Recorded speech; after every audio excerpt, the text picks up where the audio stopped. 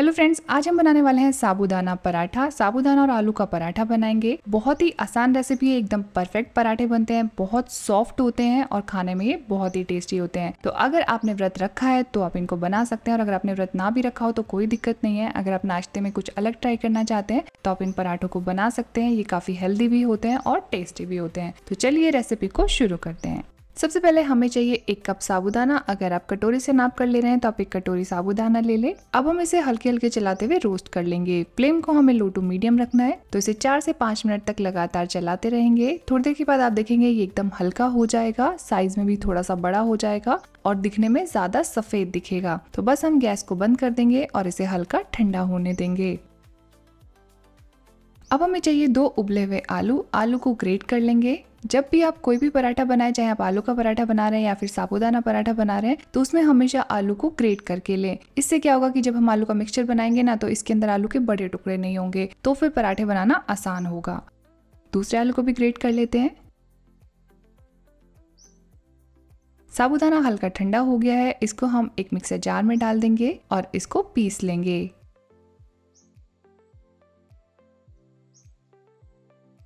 तो ये मैंने सारे साबूदानों को एक मिक्सर जार में निकाल लिया। अब हम इसे ग्राइंड कर लेंगे।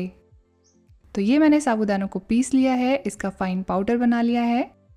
अब जिस बाउल में हमने आलू को ग्रेट किया था उसमें हम इस साबूदाना पाउडर को छान लेंगे। जब भी आप साबूदाना पाउडर से कोई भी रेसिपी बनाएं तो आप हमेशा साबूदाना को छान कर ले, क्योंकि जब हम साबूदाना को ग्राइंड करते हैं तो ये काफी चिकना होता है, तो बहुत फाइनली ये ग्राइंड नहीं हो पाता, इसमें कुछ छोटे छोटे टुकड़े रह जाते हैं। तो इस तरीके से हम इन पीसेस को छान कर अलग कर लेंगे। तो जो साबूदाना के छोटे छोटे टुकड़े हैं इसको हम छान कर अलग कर लेंगे। अब इसमें डाल देंगे ये आधा छोटी चम्मच जीरा, आधा छोटी चम्मच कुटी हुई काली मिर्च, 1 चम्मच नमक, 1 इंच अदरक का टुकड़ा बारीक कटा हुआ, 1 हरी मिर्ची और फ्रेश कटा हुआ हरा धनिया। तो इसमें ये खूब सारा फ्रेश हरा धनिया डाल देते हैं। अब सारी चीजों को मिला लेंगे। तो पहले इसको अच्छे से मिक्स कर लेते हैं। अब हम इसमें थोड़ा थोड़ा करके पानी ऐड करते जाएंगे और इसे गूंथ लेंगे। जो साबूदाना है बहुत सारा पानी एब्जॉर्ब कर लेता है, तो इसलिए हमें यहाँ पर 1 कप से थोड़ा सा ज्यादा पानी लग जाएगा। तो इसे अच्छे से मिक्स करते जाएंगे, इस तरीके से गूंथ लेंगे। अगर ये आपको टाइट लग रहा है तो आप इसमें थोड़ा सा पानी और मिला लें। तो जिस तरीके से जो हमारा रोटी का आटा होता है ना, बस उतना ही सॉफ्ट ये होना चाहिए। तो ये डो तैयार हो गया है। अब हम इसे ढककर 5 मिनट तक रेस्ट करने देंगे। 5 मिनट हो गए हैं, ये डो ने रेस्ट कर लिया है। फिर से हम इसे हल्का सा गूंथ लेंगे। जो साबूदाना का पराठा होता है फ्रेंड्स, वो टेस्टी तो होता है, साथ के साथ काफी हेल्दी भी होता है। व्रत के लिए तो आप इसे बना ही सकते हैं, लेकिन अगर आपने व्रत नहीं भी रखा है, ऐसे ही आप कुछ अलग ट्राई करना चाहते हैं, तो आप नॉर्मली भी साबूदाना का पराठा बनाकर खा सकते हैं। अब हम इसमें 1 छोटी चम्मच घी डाल देंगे और इसे फिर से हल्का सा गूंथ लेंगे। घी डालने से एक तो इसका टेस्ट बढ़ जाएगा, दूसरा इसमें हल्का सा क्रिस्प आ जाएगा। जब हम पराठे बनाएंगे तो उसमें थोड़ी सी ज्यादा स्ट्रेंथ होगी और थोड़े क्रिस्पी बनेंगे। अब हम इसमें से थोड़ा थोड़ा पोर्शन ले लेंगे और इस तरीके से एक लोई बना लेंगे। तो सारे डो की हम लोई बनाकर एक तरफ रख लेंगे, उसके बाद पराठे बनाएंगे। जो हमारा डो है वो एकदम परफेक्ट है, ये बिल्कुल भी हाथों पर चिपक नहीं रहा है, तो ये आसानी से इसकी लोई बन जाएगी। अब जो रोलिंग बोर्ड है उसको हम थोड़ा चिकना कर लेंगे। तो इस पे थोड़ा सा घी लगा लेते हैं। आप घी की जगह जो आप व्रत में ऑयल खाते हैं वो भी यूज कर सकते हैं। अब हम इसके ऊपर ये लोई रख देंगे और इस तरीके से इसे चारों तरफ से बेल लेंगे।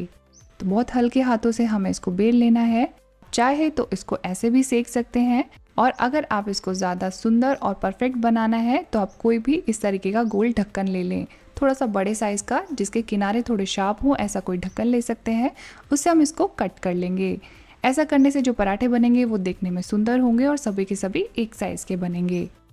तो ये हमारा एक पराठा बन गया है। तो इसे केयरफुली उठा लेंगे। एक और तरीका मैं आपको बताती हूँ जिससे आप पराठे एकदम गोल बना सकते हैं। कई बार क्या होता है कि अगर आपका जो डो है वो परफेक्ट नहीं है, इसमें थोड़ा बहुत मॉइस्चर रह जाता है, तो ये रोलिंग बोर्ड पर और रोलिंग पिन पर चिपकने लगता है। तो बेलन पर भी ये कई बार चिपक जाता है। तो अगर आप इसको बेल कर नहीं बनाना चाहते हैं तो इस तरीके से कोई भी एक प्लास्टिक की शीट ले ले, उसके ऊपर ये लोई रख दे, फिर उसको दूसरी प्लास्टिक की शीट से ढक दे, और फिर हम कोई ये हैवी सी एक प्लेट ले लेंगे और इसको इस तरीके से दबा देंगे। तो ये देखिए, ये हमारा पराठा बन गया है। इस तरीके से भी आप सारे पराठे एक साथ एकदम गोल और एक ही साइज के बना सकते हैं। तवा गरम हो गया है। अब हम इसके ऊपर पराठे को सेक लेंगे। जब ये एक तरफ से हल्का सा सिक जाएगा, इस पे ब्राउन स्पॉट्स आ जाएंगे, तो बस हम इसको पलट कर घी लगा देंगे।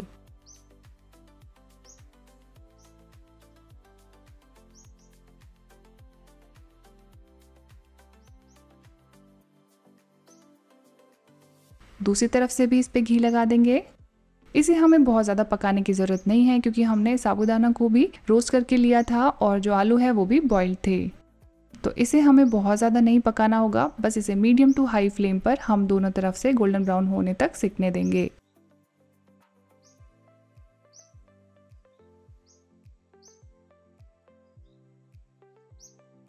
तो ये हमारा एक पराठा सिक गया है, अब हम इसे निकाल लेते हैं।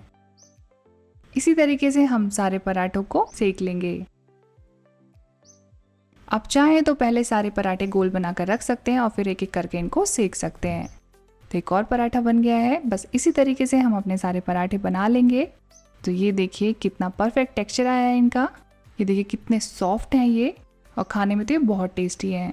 तो फ्रेंड्स, अगर आपने व्रत रखा है तो आप इन पराठों को एक बार ज़रूर से बना के ट्राई करें, आपको बहुत पसंद आएंगे। और अगर आपने व्रत ना भी रखा हो तो कोई दिक्कत नहीं है, अगर आप नाश्ते में कुछ अलग ट्राई करना चाहते हैं तो आप ये साबूदाना और आलू के पराठे बना सकते हैं। ये खाने में काफ़ी टेस्टी है, हेल्दी है और ये आपको बहुत पसंद आएंगे। तो फ्रेंड्स, ये थी हमारी आज की रेसिपी। अगर ये आपको पसंद आई तो प्लीज़ इसे लाइक कीजिए, शेयर कीजिए और हमारे चैनल को सब्सक्राइब करें। हमें फेसबुक और इंस्टाग्राम पर ज़रूर से फॉलो करें हमसे जुड़े रहने के लिए। आपसे फिर मिलते एक नई रेसिपी के साथ। Thanks for watching.